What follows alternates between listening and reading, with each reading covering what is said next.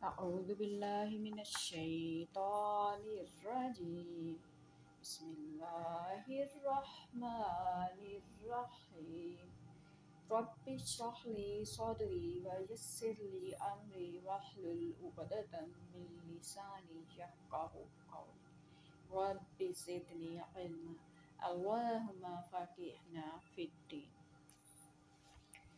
پچھلے ایپیسوڈ میں ہم نے سورہ النازعات کی پہلی 5 آیات کی تفسیر نمبر 3 شروع کی۔ اس سے پہلے ہم 2 تفسیریں کر چکے ہیں۔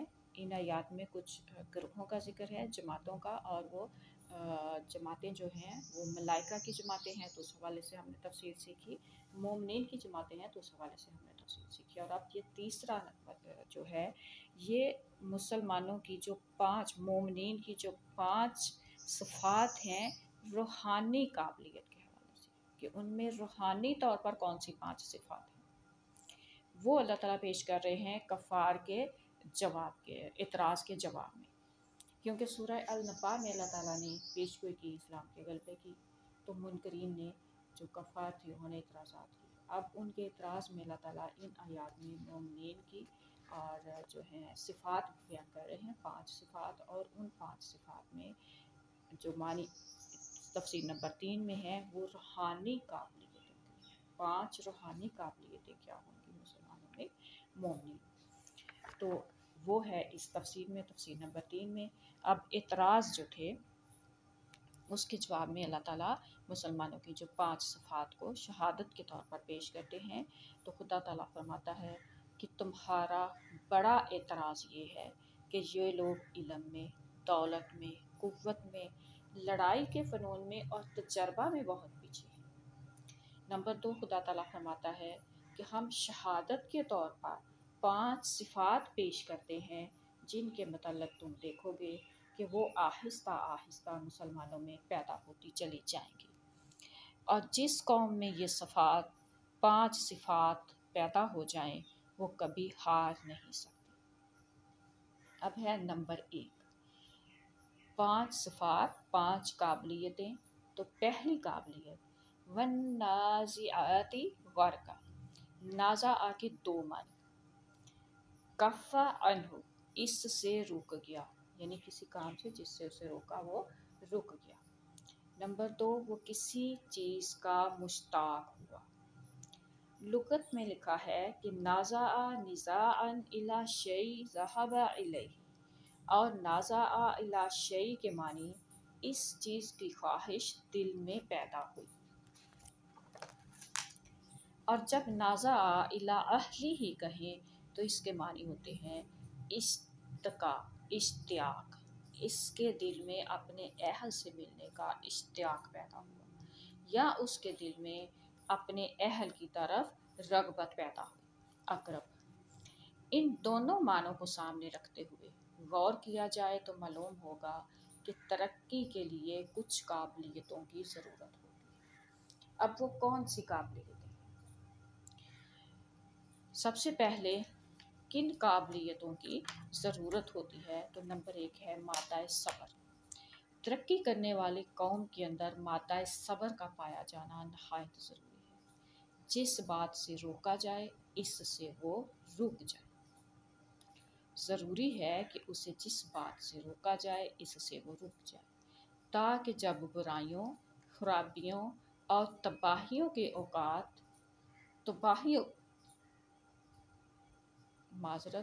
تاکہ جب برائیوں، خرابیوں اور تباہیوں کے اوقات آئیں اور تو وہ اپنے نفس کو روک لے۔ یہی وہ خوبی ہے جس کو پیدا کرنے کی وجہ سے ایک قوم جیت جاتی ہے اور دوسری قوم اس سے محروم ہونے کی وجہ سے ہار جاتی ہے۔ اب مادہ صبر کیا ہوتا ہے یہ تھوڑا سا تو بتایا، اس کی ہم مثال دیکھتے ہیں۔ مثال کے طور پر مسلمانوں کے اندر آگے بڑھنے اور ترقی کرنے کا مادہ پایا جاتا ہے، مگر تمہارے اندر وہ مادہ نہیں پایا جاتا۔ وہ کیسے؟ تم کہتے ہو کہ سچ اچھی چیز ہے مگر تم جھوٹ بولتے ہو۔ کیا ہے کہ کفار جو ہیں کہتے تو ہیں کہ سچ اچھی چیز ہے لیکن اس کے باوجود وہ جھوٹ بولتے ہیں، سچ نہیں بولتے۔ मुसलमान कहते हैं, उनके देखिए दूसरी तरफ मुसलमान कहते हैं सच अच्छी बात है और फिर वो उस पर अमल करते हैं, वो सच बोलते हैं। तुम कहते हो शराब और जुआ बुरी चीज़ है मगर तुम उससे बाज नहीं आते। मुसलमान जब कहते हैं कि ये बुरी चीज़ें हैं और वो उनके करीब भी नहीं जाते। तुम मानते हो कि वक्त ज़ाया करना, जुल्म करना, ख़यानत करना बुरी चीज़ें हैं मगर फिर इनसे बचते भी नहीं हो। जबकि मुसलमान इन चीज़ों को बुरा मानते हैं तो इनसे बचते हैं। फिर तुम किस तरह कह सकते हो कि मुसलमानों में तरक्की करने की काबिलियत नहीं है। नंबर 2, हम पढ़ रहे हैं कि तरक्की के लिए किन काबिलियतों की ज़रूरत होती है। अच्छी चीज़ के हसूल में रग़बत, शदीद रग़बत, कि मैं एक अच्छी चीज़ हासिल करूँ।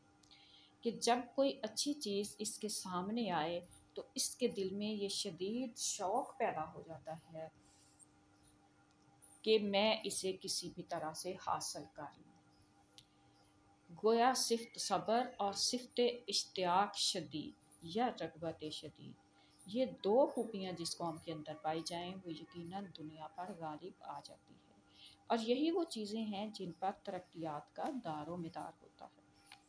मिसाल के तौर पर एक इंजीनियर या एक डॉक्टर उस वक़्त बड़ा और मशहूर इंजीनियर या डॉक्टर बनता है जब इसे फ़न का इश्तियाक होता है और वो दिन रात इस फ़न में मुनहमिक हो जाता है। जैसे डॉक्टर अब्दुल सलाम, कायद आज़म रहमुल्लाह। और तारीख़ में हज़ारों लाखों जो है तारीख़ बड़ी बड़ी है, इससे खालिद बिन वलीद थे, सलाहुद्दीन अय्यूबी थे, हज़रत हमज़ा, हज़रत अली रज़ी अल्लाह तआला अन्हु, हज़रत उमर रज़ी अल्लाह तआला अन्हु, जिन्होंने अपनी दिन रात मेहनत की और इस्लाम को दुनिया के आधे से ज़्यादा हिस्से पे फैला दिया, अल्लाह ताला की हुकूमत कायम कर दी। तो ये कि अपने काम में दिन रात एक कर देना। अब है नाज़ा आके दूसरे मानी। नाज़ा आके दूसरे मानी रग़बत के हैं। नाज़ा इला शै, इसके मानी है इश्तहा, इस चीज़ की ख्वाहिश की। नाज़ा इला अहलिही के मानी इश्तियाक, इसे अपने अहल से मिलने का इश्तियाक हुआ। अब यहाँ रग़बत और इश्तियाक में भी फ़र्क है। रग़बत क्या है और इश्तियाक क्या है? रग़बत ये है कि एक वाकिफ़ से मिलने की ख्वाहिश होती है, इसे भी रग़बत कह सकते हैं। लेकिन अपने ख़ानदान से मिलने की रग़बत इसे कहीं ज़्यादा होती है। यानी दोस्तों से भी इंसान मिलता है, मिलने वालों से इंसान मिलता है, लेकिन अपने ख़ानदान से मिलने की रग़बत ज़्यादा होती है। इश्तियाक, उसकी मिसाल कुछ इस तरह से हम ले सकते हैं कि जैसे कुछ अरसे तक माँ और बच्चा जुदा हो जाते हैं, तो जब वो दोबारा मिलते हैं तो वो किस तरह एक दूसरे की तरफ दौड़ते हैं। उनके अंदर ख्वाहिश और रग़बत जो होती है एक दूसरे से मिलने की, वो शदीद होती है। जैसे और इसको इश्तियाक कहते हैं। इस शिद्दत की वजह से वन्नाज़िआत ही कहकर अल्लाह ताला ने फरमाया कि मुसलमानों को नेकी के हसूल का इश्तियाक होता है। देखें किस तरह से यहाँ वन्नाज़िआत की कितने मानी हैं कि किस तरह से खुदा ताला ने वन्नाज़िआत ही कहकर उस बात को किया कि इसके मानी नज़ा के जो इश्तियाक के हैं, तो इश्तियाक ये होता है कि शदीद तरीन ख्वाहिश। और उसको मिसाल हमने माँ और बच्चे की जुदाई के बाद मिलने की तरफ से दी। तो वन्नाज़िआती जो है वो कहकर अल्लाह ताला ने फरमाया कि मुसलमानों को नेकी के हसूल का इश्तियाक होता है। वो नेकी की तरफ इस तरह दौड़ते हैं जैसे बच्चा माँ की तरफ दौड़ता है। अल्लाह ताला फरमाता है कि ये लोग वन्नाज़िआती गरक़ा हैं कि जब इन्हें कहा जाता है कि ये बुरी बात है, इससे बचो, तो ये फ़ौरन अपने नफूस को उस हद तक रोकते हैं कि गारकन हो जाते हैं, यानी अपने नफूस पर गालिब आ जाते हैं। मगर दूसरी तरफ तुम लोग हो कि मानते हो ये बुरी बातें हैं मगर इनसे बचते नहीं हो। फिर नंबर 3 पे उनमें क्या काबिलियत है कि दूसरों की इस्लाह करना। काबिलियत आयतों के हवाले से जो वो है कि पहली आयत में जो चीज़ें हैं वो यहाँ बयान हो रही हैं कि पहली वन्नाज़िआत की क्या क्या मानी है। दूसरों की इस्लाह करना, फिर अल्लाह ताला फरमाता है कि ये सिर्फ अपने नफूस पर ही गालिब नहीं आती बल्कि दूसरों की इस्लाह भी करती है। इगराक के एक और मानी दूसरों पर हमला करना भी होते हैं। फिर अल्लाह ताला फरमाता है इगराक कहकर कि ये लोग सिर्फ खुद को बदी से रोकने पर राज़ी नहीं होते, बल्कि जब अपने किसी साथी में कोई ऐब देखते हैं तो सब इकट्ठे होकर इस पर हमलावर हो जाते हैं और इसे राय रास्त पर ले आते हैं या फिर इसे अपनी कौम से निकाल देते हैं। बदी का वजूद अपनी कौम में बर्दाश्त नहीं करते। ये दोनों काबिलियतें कौम को तरक्की की तरफ ले जाती हैं। अपने नफूस पर गालिब आ जाना यानी खुद को बुराई से रोक लेना, अपने साथियों की इस्लाह करना या इन्हें निकाल बाहर करना, और ये दोनों काबिलियतें मुसलमानों में पाई जाती हैं। सुभान अल्लाह। पासवंदाज़ियात गरकन के ये मानी हुए कि वो रूहें जो रुकने वाली हैं बुरी बातों से, और बद रूहें जो उनमें आ जाएं इन्हें दबा लेने वाली हैं। और हमने शुरू में वन्नाज़ियात के जो मानी किए थे वो काफ़ी सादे थे, और लुगत के हवाले से अगर आप मज़ीद इसके मानी को समझना चाहें तो इन 5 आयात की जो पहले एपिसोड है उसमें इसके मानी भी है लुगत के हवाले से।